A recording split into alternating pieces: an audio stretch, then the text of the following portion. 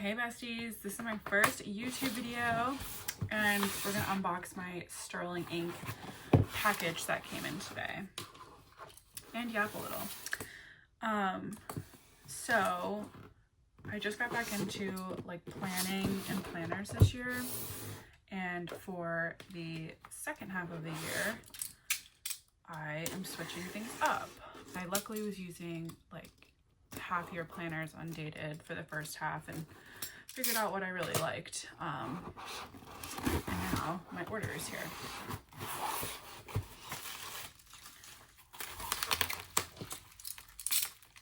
I really love the Sterling ink planners and paper. They're just so nice. They have the Tomoe river paper and they're just really clean looking versus the Hobonichi.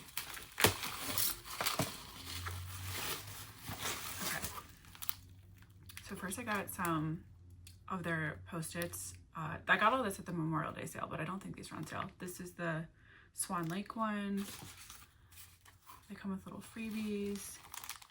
I did get refills of the Tomoe River paper inserts for A5, and I think all three sizes are in here.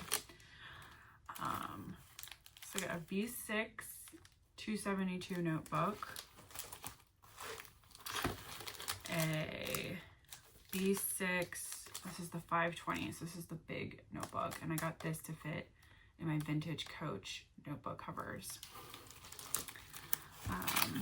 The other inserts for personal and pocket. These sticky notes were so cute too. These are the Alice in Wonderland ones. I just needed both of those.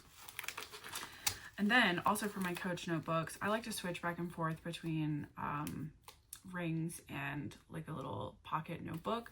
So I got a part 2 booklet, weekly vertical, for just like writing my plans in. So then this can go either in a notebook type cover, or I can slide this into my rings too for planning. And then I got 2 passport size notebooks, again for like bringing on the go, and they have the fairy floss color, which I really like. I hope they have fairy floss in like larger planners for next year. And then the mulberry color.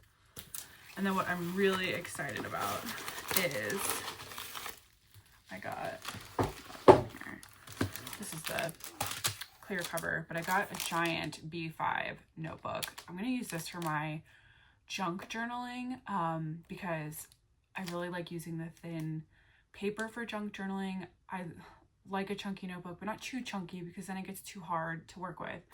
But I just love the gigantic form factor of B5. So that is what this is going to be for.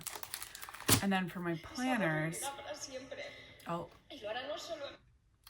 for my planners for next year, or for the second half of the year, I already had a